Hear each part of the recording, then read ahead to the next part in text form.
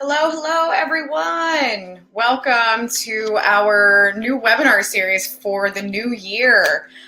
So for those of you that are on here already, if you want to just write in the chat box to just let me know if you can hear me okay. I just want to make sure the sound quality is on before I start. So feel free to add to the chat. Let me know if you can hear me. In addition, referencing the chat box, we will be doing a Q&A closer to the end, so definitely feel free to add questions to the chat. At any point, I am happy to answer your questions towards the end, anything more specific on any of your specific conditions. So definitely feel free to do that. And then for those of you that are new to our webinar. So we've been doing the webinar for a couple of months now, but in 2019, I wanted to do something a little bit different, and I wanted to feature a theme every single month because there are so many different types of conditions that we are all dealing with, and we always want to know a little bit more about, what's the root cause, number one, but also what can we be doing about it to start feeling better. So today, our big focus is really honing in on autoimmune gut conditions, but we're definitely going to be just kind of talking about the limitations in testing and some of the things that get really, really confusing when we're trying to research what's best for us. So I'm going to be shedding light on all of those different things. So again, feel free to write in any questions. I am definitely going to touch on those towards the end. All right, so I did make a fancy PowerPoint slide for you guys, primarily because I don't want to go off on tangents. So I'm going to be kind of going through some of these slides and shedding light on all of these different topics, but I do want to just kind of give you a little bit of a background of who I am and a little bit about what I do and why I do it. So for those of you that are new, can kind of understand a little bit more about the whole concept of integrative medicine at the end of the day. So this webinar is going to really be able to dive into just kind of have you understand the limitations in testing, which really brings me to this quote that I constantly say with patients is, you don't know what you don't know. If you haven't had the right testing, it's not possible for you to really know what's going on in your body. And there's also a lot of false beliefs that we have. One of the big ones is that our health is 100% going to decline with aging. And I'm going to shed light a little bit on that and how that relates back to the gut. And then obviously being able to give you some tools of how you can start this process of actually getting answers and then obviously starting to feel better, which is most important. So a little bit about our practice, Integrative Wellness Group, is we have always done things a little bit differently, but I think that primarily in my experience and going through school and going through clinical practice, I just found that this concept of always seeking out the specialists or seeking out the experts, even when I was going through just learning and trying to learn about Lyme and learn about mold and learn about gut issues, I found myself really taking pearls of knowledge from all different places and all different people. And I never found that sticking with one protocol or one concept or following, one set of research was what was getting me results in my clinical practice. So I really wanted to think beyond just focusing on this one approach and truly move into an integrative space, which has really been such an evolution, number one, but also number two, it's really allowed us to get amazing clinical results in a very, very short amount of time, which I personally find to be really, really exciting. So for me, my education has definitely been a journey. I would classify myself now as being an integrative medicine physician that specializes in complex cases and what I call mystery conditions. And I primarily love being able to play detective with my patients and being able to dig in and ask better questions, do better testing, and figure out what is the true root of what's going on with them. And because of that approach and using the right testing and asking better questions, I'm able to work with so many different populations and so many different pathologies. Because at the end of the day, when we really think about this concept of a diagnosis, our diagnosis is strictly a description of our symptoms. And for those of you on this webinar specifically, you may be dealing with irritable bowel syndrome, also known as IBS. If you really think about irritable bowel syndrome, it's just describing your symptoms. It's describing that your gut is irritable. It's actually not necessarily giving you a definitive answer as to why your gut is irritated. So when you truly dig deeper and you understand the root, the approach and the protocols become a lot easier. So in addition to working in clinical practice, I wear many hats, but I'm also, I run the business in addition to being a speaker for other physicians, because at the end of the day, the biggest way that we're going to be able to have doctors thinking outside the box and doing more for their patients, playing detective, doing better testing, is by having them understand the limitations of what they are potentially doing and what they've been taught. So I do really focus on educating a lot of physicians to kind of understand this bigger picture that I'm going to share with you guys today. So, kind of a little bit further on how I got into this is I don't have that story that I was really, really sick and I went through all different types of treatments and then I ended up with a functional medicine or integrative medicine doctor that got me back to health. I actually had a pretty different scenario. And when I did my testing, I primarily thought that everything was going to check out perfect. I thought I was in really good health. I thought that I felt great. I worked out. I was conscious of my diet. And at the end of the day, what I found is I was just comparing myself to the people around me because I knew more than them and I did more than them. But when it came to really, truly understanding what health was, I really had no idea at that time in my life. So I did my testing and it actually came back that I had massive gastrointestinal distress. I had a lot of infections in my gut, which I'm going to elaborate further on in reference to these different pathologies of the gut. One of the biggest things that I was dealing with was actually parasite issues. And for those of you new to that concept, when you're dealing with parasite issues, first of all, they're very, very hard to diagnose, number one. And number two is they create a lot of different effects also from a mood standpoint. They can create a lot of anger, irritability, almost like fluctuations. You could even call it bipolar. So for me, when I actually reflected back on my gut, my testing is obviously telling me that I had a lot of issues in my gut. But the stress on my gut actually for me manifested more mentally and emotionally because I had these organisms in my system that were completely throwing off my neurological pathways. And I'm going to actually dive into that a little bit more, talking about some of the research that references how parasites can actually hijack your behaviors, which is completely fascinating. But in addition to that, I also had a lot of mercury toxicity. And when it comes to my parasite exposure and my mercury exposure, that was actually had a lot to do with my diet. So I thought I was being super healthy by being a pescatarian. Primarily what that means is I was only eating fish and vegetables. So I was not eating any poultry and I was not eating any types of red meat.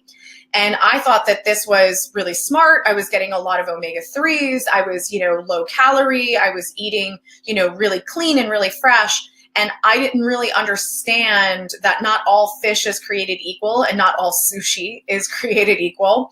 So it was kind of the more the merrier. And I found myself ending up with mercury toxicity in addition to a lot of microorganisms in my gut that should have never been there. And that had a lot to do with things that I thought I was doing right, but I wasn't. So that's really the biggest thing is you don't know what you don't know, number one, and it's not your fault. It's not your fault that you don't know these things because we're working against media that is giving us a lot of really bad information and it makes us really, really confused.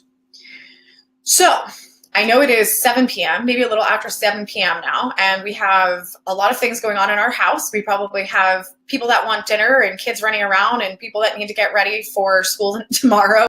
So I just want to give you guys the opportunity to kind of slide your cell phones away, shut down your email browser, and kind of just hone in on this information because the information that I'm going to give you is not the information that you're reading on Google. It's not the information that you're necessarily getting from your traditional physician. This is information that has the ability to really transform how you think about your health, how you think about your body, and also the action steps that you take in order to start getting better. So take this time to really dive in with me. And again, ask the questions. I'm happy to answer them. Okay. So I kind of said this already, but I just want you to understand that if you have tried to get better, you've tried to seek out help, you've tried supplements, you've tried to change your diet, and you haven't gotten better, it's not your fault. There is so much information out there. It is extremely hard to navigate. It is so hard to know what diet is good for you, because you may have a friend who did keto and is like, oh my God, this was life-changing. And you do keto and you feel like crap. And then the same thing goes for paleo. The same thing goes for being a vegan. You have to understand that every single person is extremely different and their needs are really different. So unfortunately, we don't, in this, day and age of healthcare, we don't really test for those specifics. We don't look at every person as a whole. We don't look at everyone as being an individual. We kind of assume that, okay, if you have an infection, you take an antibiotic. Or if you have, gut issues, you go low FODMAP diet. And it's always like this black and white. And unfortunately, because I've been in clinical practice for 9 years now, nothing is black and white. Nothing is. There is so much gray, and there is so much difference person to person, despite if their diagnosis is the same. So it's really trying to understand that you need an approach that's going to help you understand your body and your needs. And it's all about strategy. When it comes to getting better, it's not about what you do, it's about how you do it. And some of you listening may have done amazing expensive supplements, and you may have gone on this most hardcore elimination diet and are mad because you didn't get the results that you hoped for. And sometimes it's not about what you did, it's about not having the strategy in place and not having the guidance and maybe not doing things at the right time. So when it comes to treatment, I'm going to kind of expand upon this concept so you understand it a little bit more in depth. So this is a really important slide of the entire presentation. And this slide is not just going to apply to gut issues, but it's actually going to apply to a lot of the issues with the way medicine is being done. And the reason I say that is because when we're talking about always wanting to work with the expert or always wanting to go to a specialist that specializes in our condition, we can sometimes find ourselves falling flat. And it's because we are not necessarily looking at the body as a whole, and we are assuming that all systems are functioning separately. And that kind of brings me to this second point of understanding basic physiology. So those of you listening are probably here because you're dealing with a gut issue. So I don't know if many of you know, but and some research says 95% of your serotonin, which is your feel-good hormone, is made in your gut. So if you're a person who's been struggling with gut issues, even if it's as mild as this moderate indigestion that you get sometimes, or if it's extreme as ulcerative colitis, you still have a gut issue. So if you have a gut issue, but you're also struggling with your mood, or you feel depressed, or you've been diagnosed with bipolar, or even as extreme of being schizophrenic, you could easily have a major problem with what your treatment protocol is, because we're trying to fix a neurological system without considering the gut being connected. And at that point, you're usually working with a psychiatrist or a psychologist, and you're also working with a gastroenterologist, and nobody is talking to each other. So when we take this linear approach, or we start to break up the systems of the body, that's when we end up on a ton of medications and a ton of unnecessary, protocols, procedures, surgeries, etc. So when we start looking at the body as a whole, we have a completely different perspective on how to heal. And part of this comes down to the way that we do testing, especially in the US. So most of our testing is chemistry based. So when you're talking about what that means is most of our testing is blood work. it's urine analysis. Some integrative functional doctors are doing stool samples and doing saliva tests. So at the end of the day, all of these tests are still chemistry based. So think about it.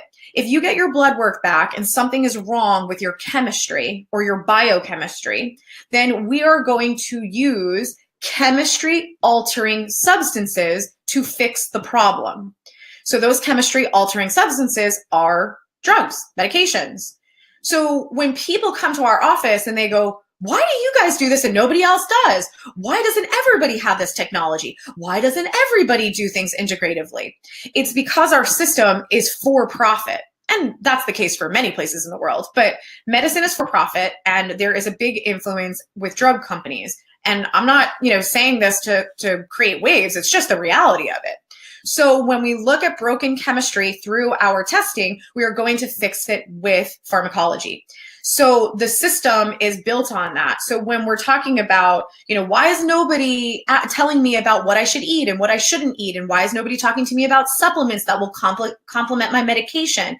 It's because the system is not set up that way. And in addition, your doctors don't have the ability to spend time with you. There is limitations depending on the environment that they work in, especially if you're working in a hospital setting. So with all of that being said, this is what does not allow us to understand the root cause. We're always kind of looking at the effects, and we're also looking at the symptoms. So we're constantly treating the symptoms, and we're not necessarily focusing on the root cause, because if we focus on the root cause, then the problem goes away, and then there is no need for further surgeries and further medications. So at the end of the day, we need to start thinking bigger, and we need to start really being our own advocates to say, I want better information and I want more answers about what is the root to my condition. So in addition to all of this, when we talk about, looking at chemistry, is it broken, is it not?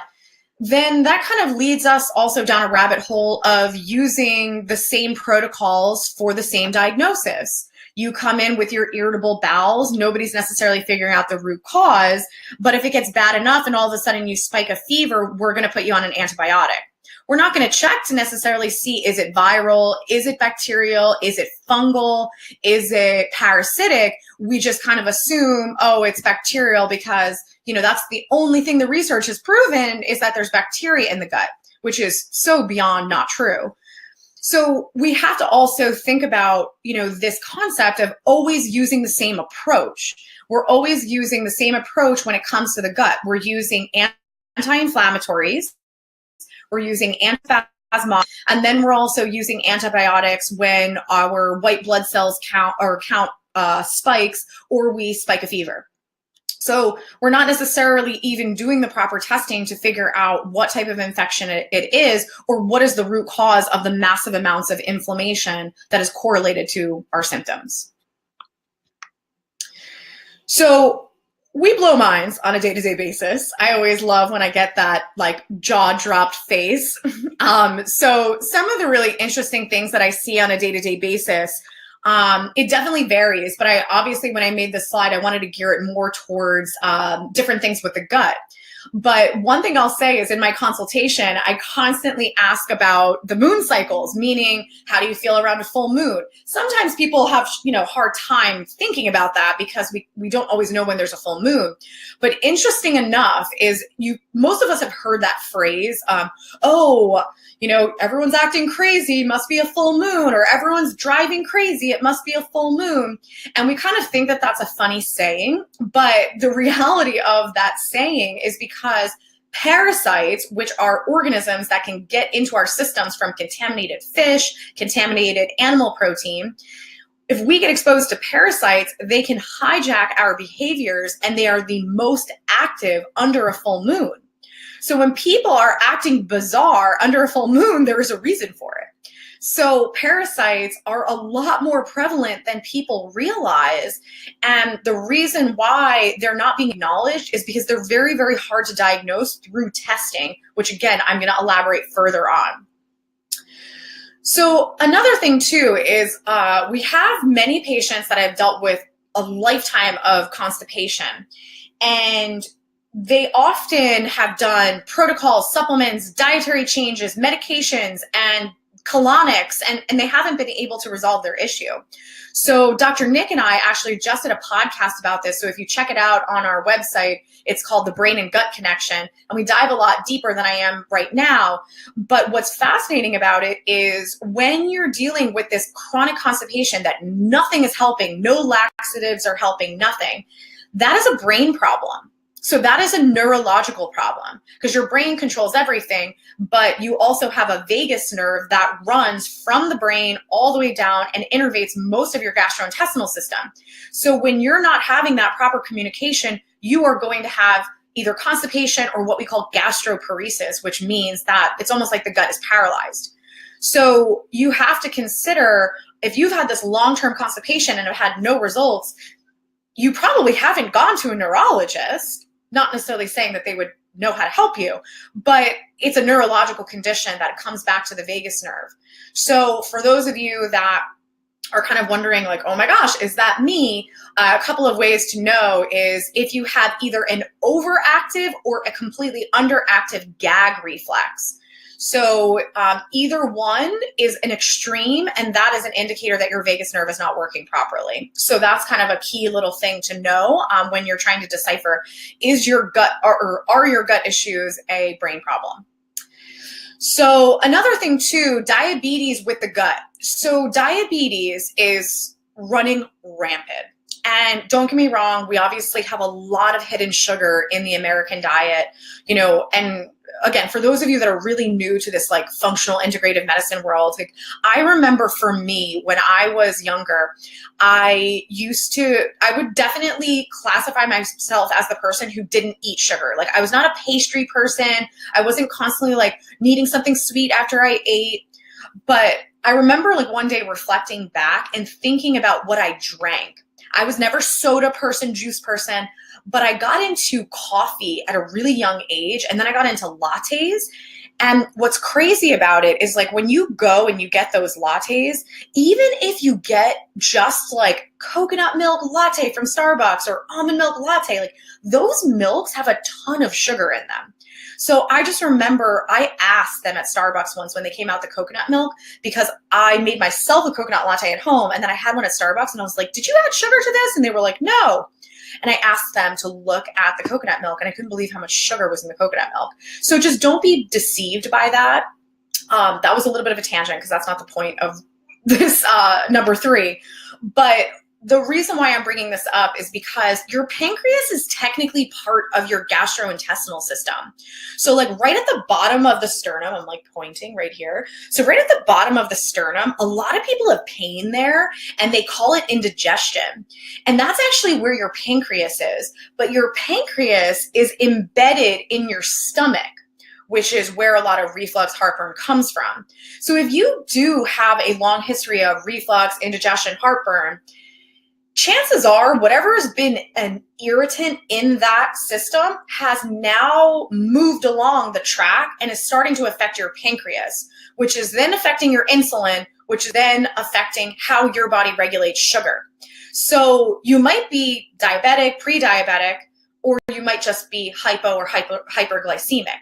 But when you're talking about a pancreatic issue, pancreatitis, if you have elevated pancreatic enzymes, if you have diabetes or you're told that you're pre-diabetic, you need to consider what is happening in your gut because they are 100% connected because your pancreas is technically part of your gastro system. So kind of talking about this same vicinity is a patient that we have worked with who had a lot of respiratory issues, that he was constantly treating the respiratory issues. But what it came down to, it was actually his gastrointestinal system that was completely inflamed, pushing up on his diaphragm, that was creating massive strain on his respiratory system. Shortness of breath, inability to work out because he was wheezing. So sometimes when you're even dealing with a respiratory issue and that's more symptomatic than your gut, sometimes it can actually tie back to the gut because of the pressure it's putting on the diaphragm.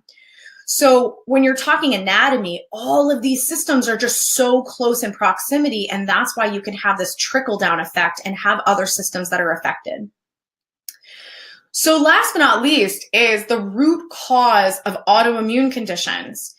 So that's the whole premise of this webinar specifically, is really diving into these autoimmune gut conditions. And when we talk about autoimmunity, we are usually being told that we don't know why autoimmune conditions happen. It's just the immune system turning on the body. And there's a lot of theories about molecular mimicry, which I'm not even going to go into. And we pretty much say, once you have it, you just have to deal with it. And especially if you have celiac, the solution is never eat gluten again. And we're actually not being told or educated on what is the root cause of the autoimmune condition, number one, and is there anything else I can do other than avoid gluten or take medication? And, in my mind, I feel like it's a pretty simple concept. And most of the time when I explain it to patients, they're usually like, oh my gosh, I never thought about it that way.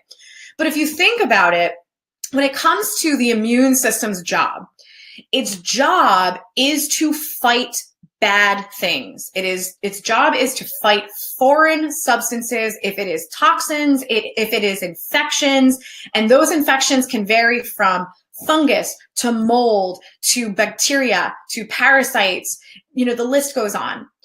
So if you think about the foundation of what the immune system does is fight bad things, then wouldn't it make sense that the system that is being attacked by the immune system is dealing with an infection? So if you even just think of the premise of celiac. So celiac is an autoimmune condition that deteriorates the villi. So yes, eating gluten is a huge problem because it's creating a massive inflammatory response, which is going to create a lot of irritation. But when it comes to the destruction of the villi, because the immune system is now apparently attacking the villi, what if the villi is just in the line of fire to where the infection is?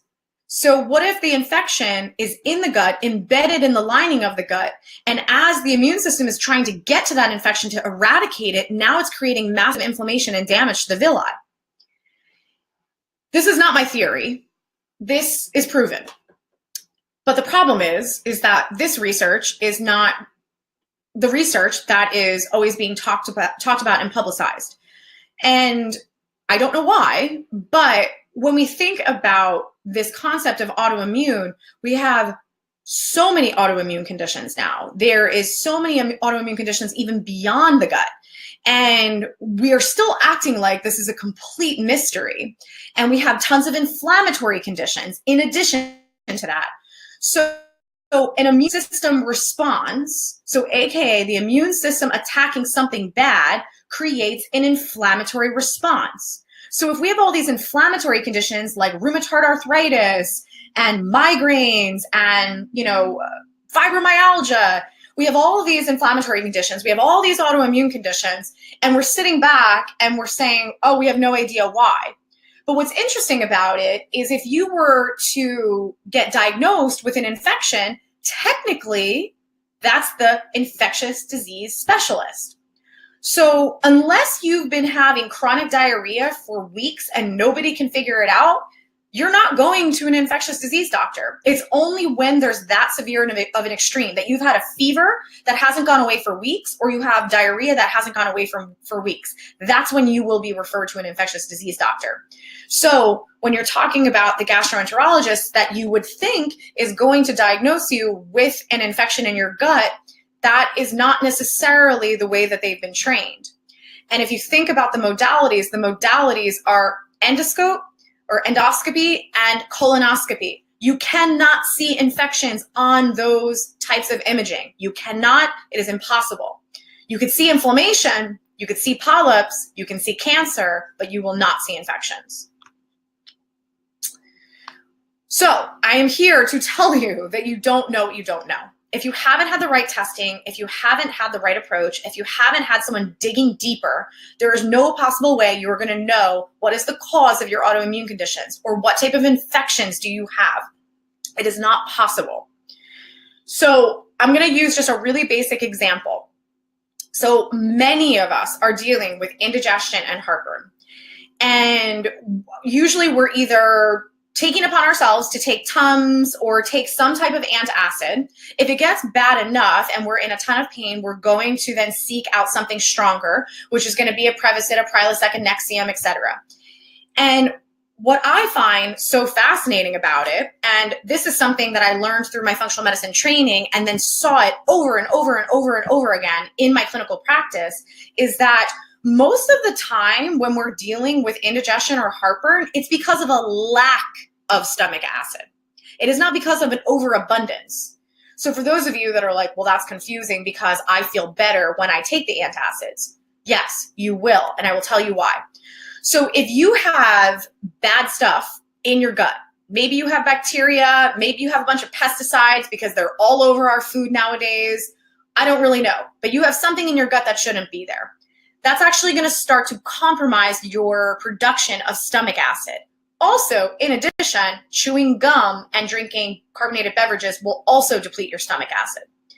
So if you have a lack of stomach acid, what's going to happen is you're going to eat, your food's going to go into the digestive system, but it doesn't break down fast and it doesn't break down efficiently because you don't have the proper enzymes and you don't have the proper acid anymore. So if your food is sitting there, it's actually going to start to almost like decompose. I know that sounds disgusting, but that's the reality of it. So it sits and it decomposes and it gives off what you call rancid acids. So as it gives off these rancid acids, which are bad acids, that is what creates this heartburn, reflux, indigestion feeling. So then you go and you take your antacid and you feel better because it combated the rancid acids. So this is not about your stomach overproducing. This is about these rancid acids coming from either the food that's not being broken down, or it's even coming from the bad bacteria or chemicals that are in your gut. So this is something that is just so huge because people suffer. Like, I cannot believe how many people suffer. I had a patient the other day. She told me that she bought a special, really, really expensive pillow to prop herself up to practically sleep in a seated position because her indigestion was that bad. And she had never had any tools to fix it. And in my world, that's such an easy fix. But she just was never evaluated in the right way and never had the right testing. So it's definitely something that I feel so passionate about, helping people to understand, like, you getting better doesn't have to be super difficult, but you need to take that first step to get the better testing, because otherwise you're just going to go round and round and round and just keep dealing with these symptoms. So the point of it all is stop accepting this new normal and blaming it on aging. There are so many people that I work with that are in their 30s and they're saying, oh, well, my stomach hurts, but it's because I'm getting older. Oh, I get bloated all the time. It's because I had a baby. And, oh, I have heartburn a lot, but it's because, I drank too much caffeine that day. And we're kind of always making an excuse for why we feel the way we do. And I know, because I used to do this. At the end of the day, we're also just accepting that this could be because of the aging process. And we're also comparing ourselves to our other friends and family that also feel like crap. And we're just saying, well, everybody's tired and everybody's stomach hurts and everybody gets bloated when they eat too much pasta. And that's not true. And we need to stop thinking that that is true and that is going to be our new normal, or we don't want to believe that that's going to be our new normal. So as I get into these myths, these are like the top points that I wanted to go through. And number one is addressing this idea that gut conditions are genetic, especially when it comes to celiac and other autoimmune gut conditions. And the other one is that your testing is always accurate. We kind of assume that if our test said that we don't have something, then we don't have it. And we just think, okay, well, that's not a possibility anymore, which is also not true. And then the last but not least is autoimmunity as a whole, but especially autoimmune gut conditions are irreversible. So as we dive in, I'm going to shed light on all of these different things. So starting first and foremost with this concept of genetics. So first of all, when it comes to research dollars, they are putting a ton of money into genetic testing. And there's a lot of theories as to why, but from my understanding, when it comes to the genetic testing, they are trying to create different medications and different even vaccines, which God knows how that will work. But and they're trying to do it to manipulate genetics. So that is one of the reasons why there is so much focus on genetic testing right now and genetic research. But at the end of the day, this is something that I feel like is very, very eye-opening. So one of the ways that people either try to decipher if they're at risk or if they have celiac is by doing the genetic test, which is the HLA-DQ2 marker and the DQ8. So first of all, when it comes to the literature that is done by the celiac organizations, they pretty much say that just because you have the gene does not mean you're ever going to have celiac. And that really comes down to this concept of epigenetics. Epigenetics has been, a big topic for many, many years. But unfortunately, I feel like it's not always getting the press that it deserves, because epigenetics pretty much allows us to know that our genes will express differently based off of our choices and our lifestyle. So when it comes to a family filled with thyroid conditions or gut conditions, there are those select few people that have zero issues that are potentially more conscious of their diet or doing things differently. So just because you have a gene does not mean that you are doomed to developing the condition. But honestly, even more fascinating is one of the markers that I used to look at a lot was the HLA marker that was for mold. And when you're talking about the HLA family, which is called a human leukocyte antigen, this is the family of genes that is part of the immune system that is designed to tag foreign invaders such as viruses and bacteria. So think about that. We're looking at this HLA family to dictate if we're at risk for an autoimmune condition. And I just discussed how these autoimmune conditions are correlated to infections that are in the tissue that is being attacked. So doesn't that make sense that if the HLA marker is one of the markers that puts us at risk for different types of autoimmune conditions, then that would be correlated to a foreign invader such as a bacteria, a virus, a parasite, etc. So I want you to understand this, because no matter what your genetics look like, you are in control. And if you take it a step further and understand, do you have infections in your body, which I will tell you, we all do, then you will be able to actually take control of your fate and take control of your health fate, I should say. So bringing me to this patient presentation. So I had a patient that I was working with. He had gastrointestinal issues his whole life, but they were really, really, really bad within the past 5 years. So he actually came in and he's like, it's so bad at this point that I can't really leave my house until 4 hours after I wake up, because I'm pretty much in the bathroom for a good 4 hours. And one of the really interesting things is we have a lot of unique technologies within our practice. We do traditional testing, we do blood work, we do stool samples, we do all of those things, but we also use some other advanced technology to really truly understand what's going on down to the DNA level, and also to pick up on things that are not picked up in traditional testing. So the bioresonance is one of our very unique technologies, which I'm actually going to show you a video so you can see what that looks like. But what was so interesting about this patient is that when I was going through his bioresonance scan specifically, and I was kind of piecing the puzzles together for his case, I kept seeing a drug allergen come up. So pretty much what that means is this drug was something that has created a lot of stress on his system. But the drug, which is called azithromycin, is actually a tuberculosis drug. So we didn't talk about tuberculosis in his consultation. We did not talk about ever having it. We didn't talk about respiratory issues. So I was like, okay, maybe this is going to be far-fetched to ask him if he's ever been exposed. But at this point, I've seen the drug reaction so much that I need to ask. So when we came to our second visit and we were going through his results, I asked him, I said, so by any chance, did you ever get exposed to tuberculosis? Did anybody in your family have it, et cetera? And he's like, no, absolutely not. And I was like, okay. I was like, did you ever have the skin test where it bubbled up and it didn't go away for a few days? I always have to ask things in many, many ways. And he looked at me really funny and he goes, hold on. And he texted his mom. He's in his 50s, by the way. So he texts his mom and she goes, oh my gosh, I can't believe you're asking me that. I'm surprised you remember.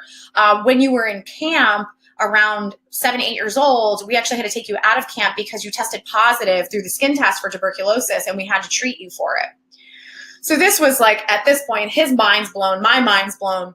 And what was crazy about it, it was two parts of the puzzle for this guy. He definitely had some infections going on in his gut. That was part of the puzzle. But he also had this drug that actually negatively impacted his gut from when he was a child that was actually still creating residual effects. And number two, he also was tested for celiac, but he had non-celiac gluten sensitivity. So he pretty much was told after doing the celiac test, oh, you don't have any issues with gluten, keep eating it. But he had an issue with gluten, he just didn't have celiac. So having gluten sensitivity and having celiac are not synonymous. They are not the same thing. They are very different. So you could easily have a gluten issue without having celiac disease. So I want you to understand that because you might be thinking that gluten doesn't bother you, but in fact it is. And gluten, by the way, does not always create gut issues. There is very specific reactions that can happen that create massive neurological issues. So if you're someone who is constantly getting fatigued after you eat carbohydrates, or you're feeling foggy the next day, that is an indicator that you are having the neurological manifestation of the gluten sensitivity, not necessarily the gut manifestation. So number two is your testing is always accurate. And there is limitations with almost every test that exists. Hence why when I do testing, I piece together 5 to 6 different avenues of testing because I do not rely on one type of test because you will fall short if you try to rely on one thing. But one of the things I want to talk about is the limitations on the celiac testing. I do want to talk about limitations on even stool testing, blood testing, parasite testing, and also colonoscopy and endoscopy. So I'm going to just kind of dive in and show you this. So celiac testing. When we are talking about celiac, so on the left, what you are seeing is going to be your traditional LabCorp panel. Your Quest Diagnostics, which is the other major lab, it looks the same. But you're looking at literally 6 different markers that they are testing when it comes to celiac. So if you look on the right, then that is going to be the celiac panel by a company called Cerex Labs. Big difference, huh? So when you're talking about, do I have celiac? Do I not have celiac? Do I have gluten that actually affects my brain? Do I have a gluten sensitivity that affects my gut? Do I have an issue with gliadin? Or do I have an issue with wheat? Because they are different. You could easily be missing a huge part of the puzzle. So when you are someone that are suffering with massive gut issues and you're being told, no, you don't have celiac, no, you don't have celiac, no, you don't have celiac, we could easily be missing a huge, huge part of the puzzle. So this is just a really, really important visual because there are labs out there that are looking beyond just, those limited markers that is actually able to give you more answers. And in addition, this lab is fantastic because when you're talking about celiac, so this is technically the celiac panel. So if you do come back positive, they actually have a cross-reactive panel as well.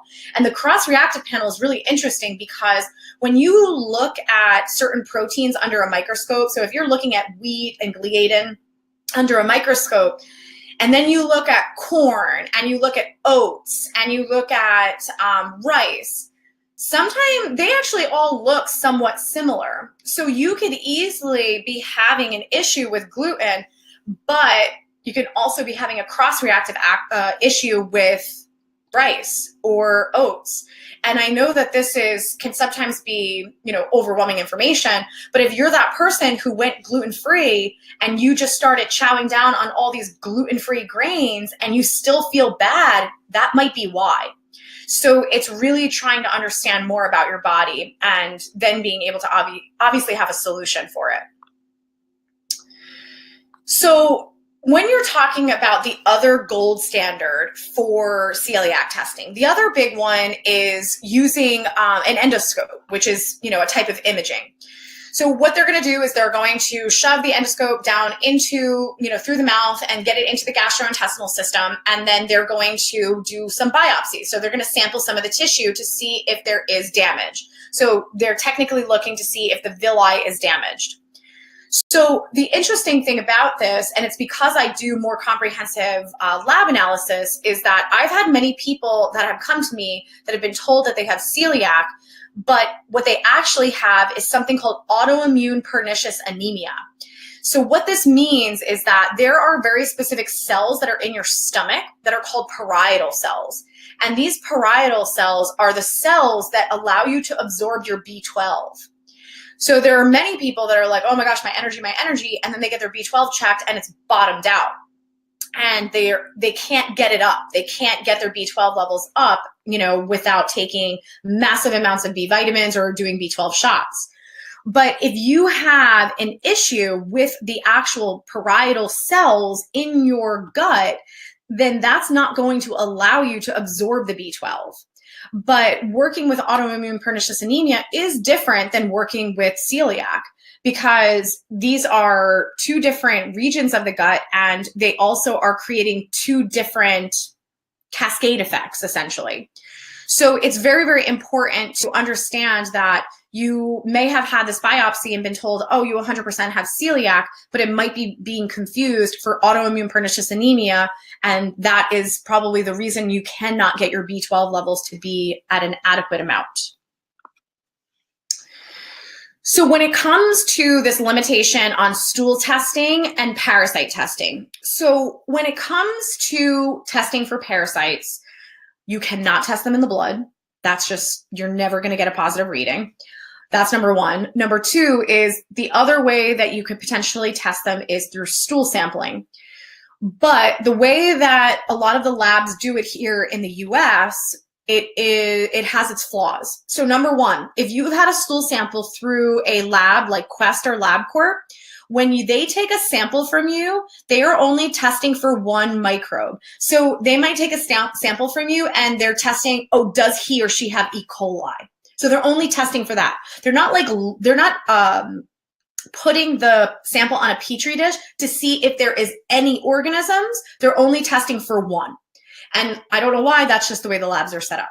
So if you're trying to work with a lab that's going to look at any possibility for infection, that's usually going to be some of these other private labs like Doctor's Data, Genova. I personally like Doctor's Data. But when it comes to utilizing a stool sample, I will use it to understand someone's probiotic levels. I will use it to look at bacteria, but I do not rely on it for parasites. And I will tell you why. 20 minutes after a bowel movement leaves your body, any parasites that would have been in your sample will self-destruct. It is called autolysing. So if you take that sample and you put it in a kit and you ship it off to a lab and it takes a couple days to get there and it takes a couple days for them to process it, they are not going to find parasites. It's just not possible. So in most other countries, not the most glamorous, but you're required to have a bowel movement within the office and the practitioner will actually put it directly under a microscope. I don't do that. I don't want to do that. I do have other ways of testing. But the most important thing for you to understand is if you have been down this road of functional integrative medicine and you've had stool samples and you've done supplements and you've been told you don't have parasites and you still feel badly, it's probably because the parasites are being missed because of the limitations in the testing. So for those of you that have been tuned in all along from the beginning, I mentioned that my personal health journey, I had a lot of parasite issues, primarily because I was a pescatarian and I ate tons and tons of fish and tons of sushi, and I didn't know there was a difference between wild fish and farmed fish, and I kind of thought it was all free game. But for me, I didn't have a ton of gut complaints. I actually found that I had a lot more mood instability. I found myself being very irritable at times, found myself kind of, when I got irritable, I couldn't get out of it. And it was just a very interesting behavior because I was conscious of like, why am I acting this way? But I couldn't help myself. I couldn't stop doing it. So there was this book that I was introduced to called This Is Your Brain on Parasites. And I literally couldn't put it down because this woman, Kathleen, her entire career of research was focused on parasites, and her colleagues were like pretty much just bashing her, saying, you're stupid, you're going to waste your whole life, you know, your career is going to go down the tubes because parasites have no validity in health, and they have no validity in anything. And what she proved over and over and over and over again is that parasites will hijack your behaviors. So the first study that she did was on ants, the insect. And what she found is that the ants, she infected a group of ants that were in an anthill with a parasite. And what happened is during the day, the ants that were infected as well as not, they pretty much went out to the field, gathered, and brought things back to the anthill. But normally at night, ants will stay in their anthill together. So the ants that were infected actually left at night, went out into the field, went onto the tippy top of a blade of grass. And the reason they did that is because the parasite hijacked the behavior to put the ant in an opportune environment to get eaten by a sheep. Because the best place for that parasite to reproduce was in a sheep's stomach. Whoa. I almost read it and was like, no way, this can't be real. And literally the entire book is study after study after study after study, and she proved it over and over and over again. It's completely fascinating. So when you are dealing with massive mood instability, again, bipolar, it can even be as extreme as schizophrenia, you have to get evaluated for parasite infections, because you could easily be being treated as a psychiatric patient, and it's not a brain problem, it's a parasite problem. So it's a very interesting concept when you are able to look at mental health differently. And I'm not saying that's the case for everyone. Some people have very specific neurological issues, but I have had people that have transformed as a person in front of me, everything from the way they talk to others, the way they communicate, their relationships, their passions. And that was by helping them to get rid of some of these organisms that were in their system. So another really interesting case study here is a patient who was struggling with migraines. She came in for her migraines, but as we went through her history, she did reveal that she had IBS. She had IBS for so long that she kind of was like, it is what it is. That's not even why I'm here. I'm here because my migraines are so bad that I can barely go to work some days. So we were talking, doing the full history, and one of the things that she revealed is that she had a lot of pain in her right rib cage area, which is actually the location of your liver and gallbladder. And then the other thing that she told me was that she was lactose intolerant. So the first place that my mind went was, what's going on with her gallbladder? So for those of you not familiar, your gallbladder, again, located on your right rib cage, but your gallbladder is in charge of breaking down fats. So when somebody is lactose intolerant, sometimes they're truly lactose intolerant. Sometimes they're actually just struggling to break down fats as a whole. So they assume they're lactose intolerant. And that is because the gallbladder is not functioning properly and they're not able to break down those fats anymore. So an interesting thing is we went through, we found that she definitely had major gallbladder stress. She had some mold exposure. She had some parasite infections that were actually the major stressors on her gallbladder. But the most fascinating thing is that we have a technology called a bioscan. And the bioscan is, I call it digital acupuncture. That might sound really confusing, but it scans meridians and it populates a report of what is stressing the meridian. So we decided to run her gallbladder meridian. The reason is because the gallbladder meridian runs the pathway of this photo. So if you look at the pathway of this photo, it's pretty much the whole side of the head and even parts of the temple. Her complaints were her right temple and right side of her head was where she felt her migraines. So when we evaluated her gallbladder meridian, that was the root cause to her migraines. So we did a couple of different treatments to work on that pathway and her migraines went away. So this is a person who went neurologist to neurologist, migraine specialist, etc., and was not able to get any results. And it's because it was never a head problem. It was never a brain problem. It was never a sinus problem. It was always a gallbladder problem. So this is, again, comes down to if you do the right testing, you can get answers and you can get solutions. If you don't ever do more comprehensive testing, you will not be able to figure these things out. So last but not least is autoimmunity is irreversible. So reiterating for the new people that are on here is when it comes down to this concept of autoimmunity, even this quote that I found online, I just found it to be so fascinating. So in Crohn's disease, a rogue immune system attacks the digestive tract, causing inflammation and tissue damage. A rogue immune system attack. So we're literally just settling for this idea that, the immune system just goes a little haywire sometimes and it just happens. And that's kind of the end of the story. But if we really, again, go back to the foundation of what does the immune system do? It kills and fights off bad stuff. It gets rid of infections. It fights viruses. It fights parasites. It fights bacteria. And if we have tissue that is dealing with the infection, so if the infection is embedded in our parietal cells that's causing that autoimmune pernicious anemia, or if the infection is embedded in our small intestine, or the infection is embedded in our large intestine, we are going to have the immune system attacking that infection, but unfortunately creating a lot of damage to the tissue around it. So if you understand the root, and we understand that there could potentially be something foreign that is the culprit behind this autoimmune condition, then we can actually heal from it. It's just a matter of knowing what it is and also understanding what is the best approach for the person, which I'm going to talk a little bit more about how we decipher that.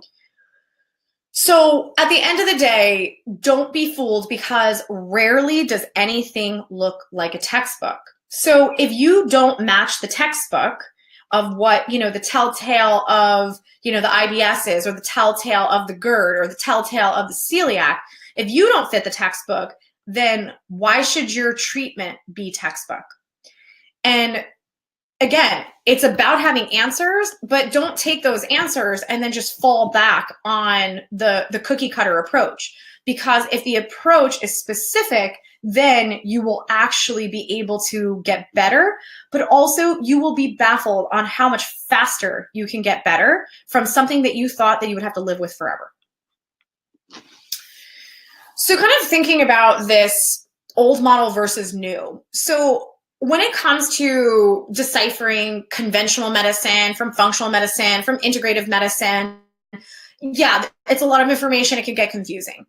But I want to actually focus on this concept of functional and integrative medicine because there are probably many of you that are listening that are not new to the game. You've probably done some research. There's tons of information out there. You've probably been to a few doctors and you're kind of looking at us as IWG being like, well, why are you different? What are you going to do differently? I've had a bunch of fancy tests. And I want to say that I personally, in my own journey as a clinician and also in my own health journey, I kept changing, growing, and evolving because I was frustrated. And what I mean by that is in the very beginning, I was following this functional medicine approach. I was doing, I did my testing, spent a boatload of money on all these fancy tests. And then I found myself doing a boatload of supplements, very expensive supplements, and being on an extremely restrictive diet, getting up, juicing, smoothie, it was just very, very time consuming, very life consuming. And I just kind of sat back and I'm like, I'm cool to do this. I'm cool to take the supplements and to, be really good with my diet. But I felt like, am I going to have to be this extreme forever? Because I felt like my progression and my healing process was kind of slow, and I still was up and down. And my patients, when I was practicing that way, was going through the same thing. And I just was like, there has to be a better way. There has to be more to the story here, more that I don't know. And that's where I really segued and started to come into this concept of integrative medicine. And for those of you listening that know Dr. Klinghardt has been a huge mentor to me. And one of the things that he said to me was, do not call yourself integrative. And our practice is Integrative Wellness Group.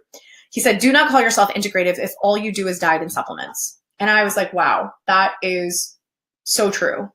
And it made me think beyond, and it made me realize there's more to the story here. We need to, first of all, expand our type of testing to understand more about the body. And then secondarily, we can't ignore somebody's stress levels. We can't ignore somebody's meridians. We can't ignore, somebody's emotional state. We can't ignore, the amount of physical stress they're putting on their body because maybe they're a carpenter or a contractor. Like, there was just so many things that needed to be taken into consideration. How well were their detox pathways working? When you take supplements, by the way, you are supporting mainly your liver and gut detox pathways. When it comes to the other systems that detox is your kidneys and your lymph nodes. You need to support those other systems. Otherwise, you just take a bunch of supplements and you're trying to detox things out, and they're just kind of circulating in your lymph nodes and getting stuck. So it's really a matter of looking beyond and giving more strategic approaches so that people can get the results that they're looking for and create sustainability. That is the absolute most important thing to me, and working with my clients, is I want to create sustainability. I want to have you feel so much better within the first, 12 weeks that you then can potentially sustain that through maintenance, or just sustain it without being crazy strict, and being able to go out with your friends and be able to have dinner, out at a restaurant and be able to have a glass of wine. I want to create that sustainability because we're able to fix the root and able to look at you as an integrative whole. So let's talk cash dollar bills, y'all. I mainly put this in here because I don't want to say I'm so tired of hearing how women especially beat themselves up about taking care of themselves, but honestly, it's kind of a global concept. Like, we think that taking care of ourselves makes us selfish, that, investing money in ourselves is selfish. Like, it's such an interesting concept, because if we don't take care of ourselves, how are we taking care of others? And especially if you're in a profession like mine and your profession is to take care of others. Maybe you're a psychiatrist, maybe you're a doctor, maybe you're a social worker, maybe you're a teacher. If we can't function, how well are we actually serving others, and how well are we serving our families? So I really feel like getting away from this idea that, and this guilt of, if we actually get better testing and take care of ourselves, that we're selfish for doing that. Because, it's being a little selfish, I don't think is a bad thing, number one. But number two is, it's really just a matter of, if you feel your best, you are going to be able to care for the people that you want to care for even more so than you ever imagined. So for us at Integrative Wellness Group, the biggest thing when it comes down to serving is, we serve you. We don't serve insurance providers. And I know that sometimes is a bummer for people when they're like, oh, you're out of network. But I will tell you right now is, we're able to do what we do because we are out of network. Otherwise, I would see you for 15 minutes and I would not be able to dig deep. I would not be able to do more elaborate testing. I would not be able to piece your puzzle together and actually give you answers. So being out of network is not a bad thing, because we have the ability to really look at you as a whole and give you the answers that you deserve, and obviously give you a solution.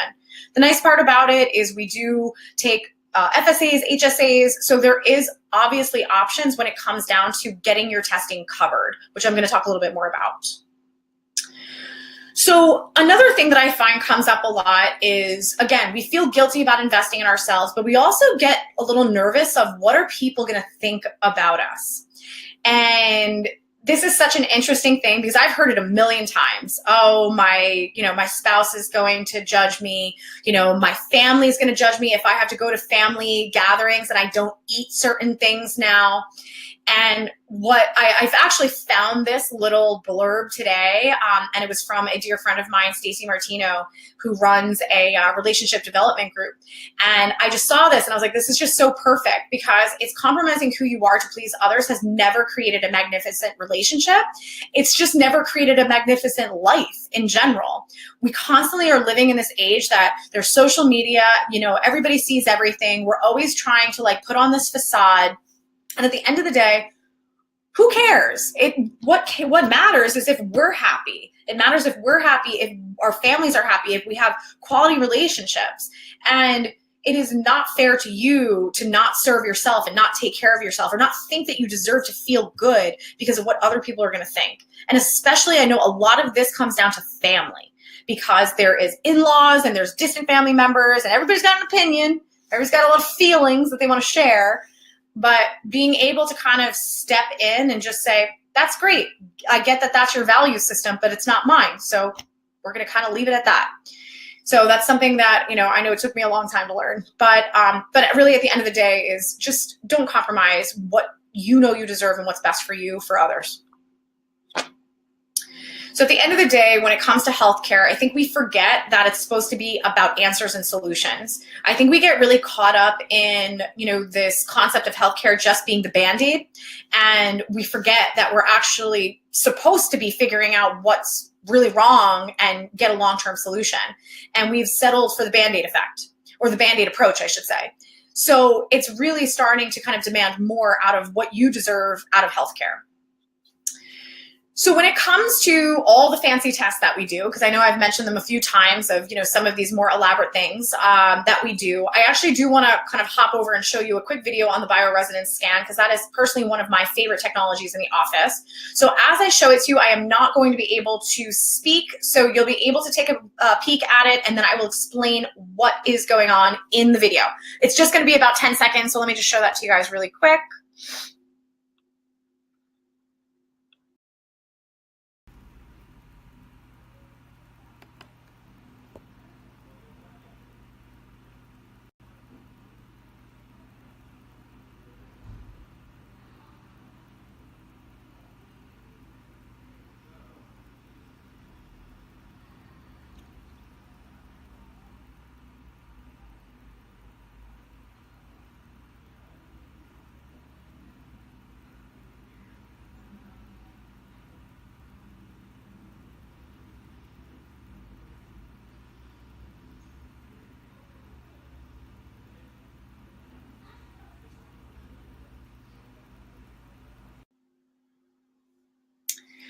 All right, so obviously looking at that video, the photos that you're seeing are obviously not photos of the patient, but they are photos of, they're stock photos, but the icons that overlay are actually representative of the patient. So that technology works all through signaling and picking up on DNA changes. Because when you have inflammation, or you're dealing with an infection, or you're dealing with some type of pathology in a tissue, it is going to change down to the DNA level. So when you're able to pick up on those DNA changes through the technology, you're able to also get it really, really fast. So I wanted to actually show some of the unique things that we can look at, because if you saw, it was the heart and it was also the vascular system of the head. So we can run all different aspects of the gastrointestinal system as well. But I find it so fascinating when there are so many limitations in testing when it comes to looking at the brain, looking at the cardiovascular system. We're really limited to, EKGs, we're limited to MRIs, we're limited to stress tests, we're limited to, CAT scans, CT scans. So when you're looking at a non-invasive way to get some answers, the bioresonance is just one of my favorite technologies for that purpose. And it is always uncovering the most amazing information that always ties back to the clinical presentation of the patient.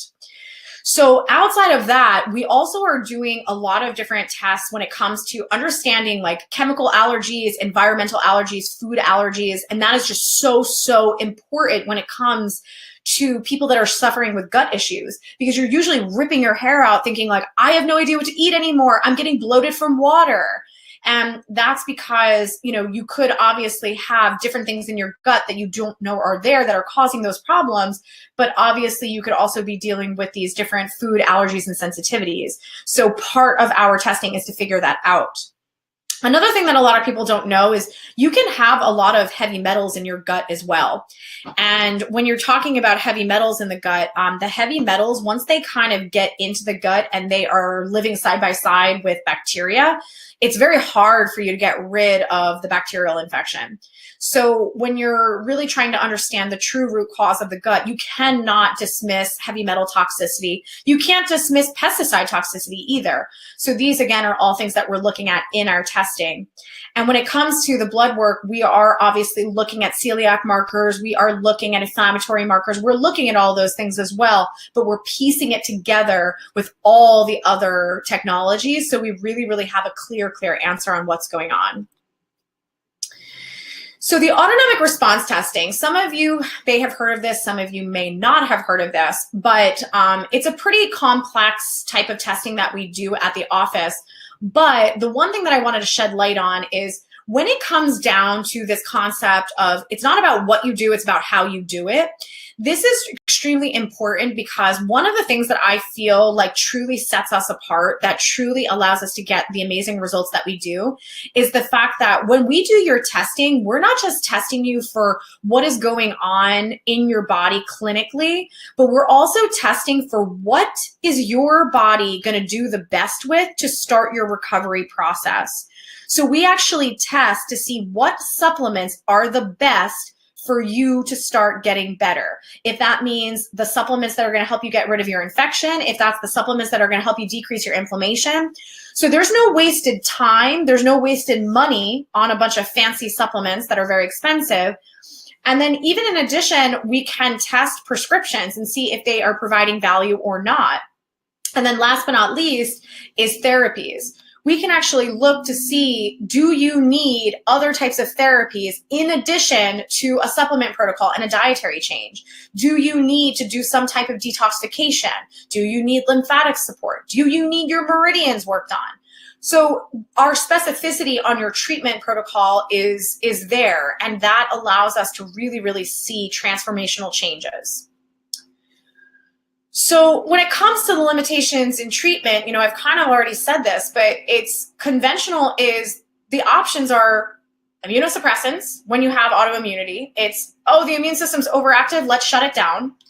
Antibiotics, surgery when it gets bad enough. And at the end of the day, we're just masking the symptoms, never figuring out the root.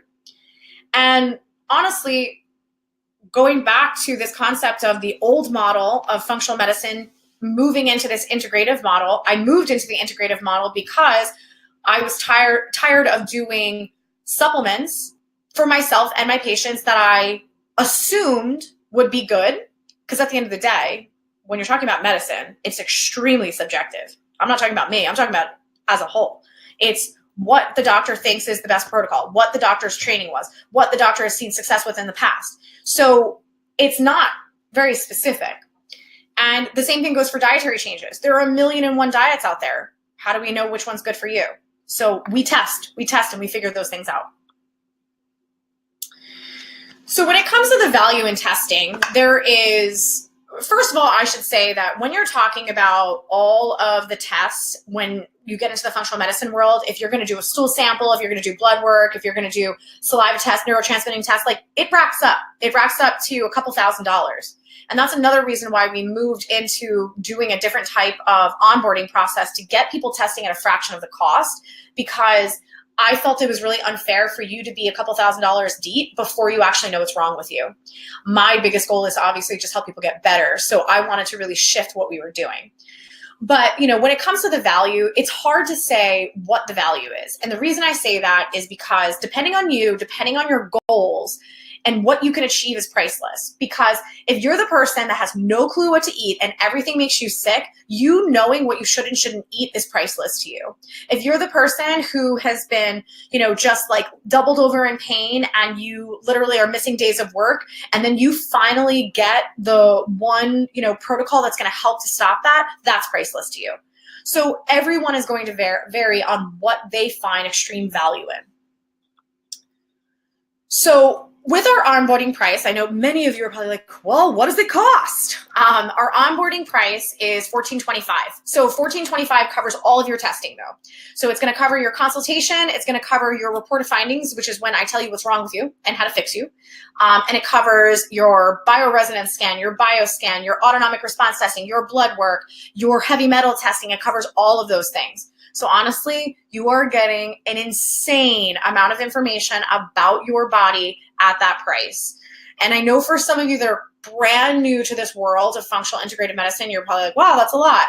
But I will tell you that a lot of times people go into the world of functional medicine and they go for a small fee, which is a consultation fee, and you will walk out of that office with anywhere between $2,000 to $6,000 worth of kits that you need to do to test your body.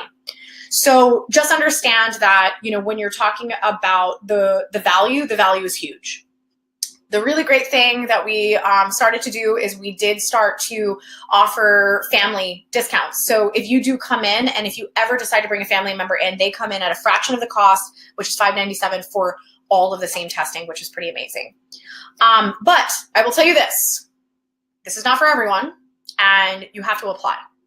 We do not necessarily accept every patient, but secondarily too is we want to make sure that you are going to embark and do what is needed for your program as well. So it's definitely something that we make sure that we are going to benefit you as much as you're going to benefit from our office.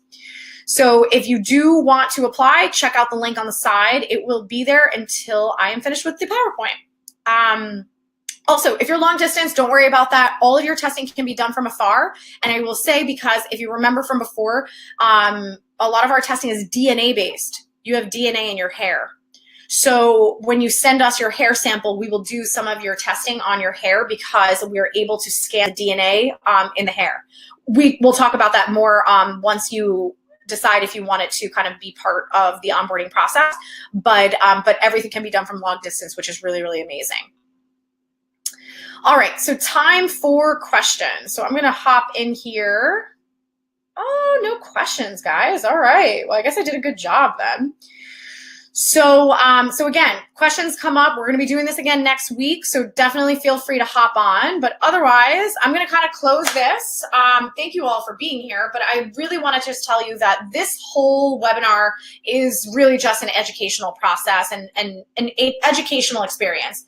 But when it comes to actually figuring out what's going on with you and actually knowing what you need to do to get better, that's truly when the breakthroughs happen. So I just want you to know that taking that step to really understand more about yourself is just so huge, and it's really just so life-changing. And I could confidently say that because I know it's changed my life personally, and I see it every day with all of our clients. So check out our website. For those of you that were interested in that podcast about the gut brain, for those of you that are dealing with chronic constipation, that is up on the website.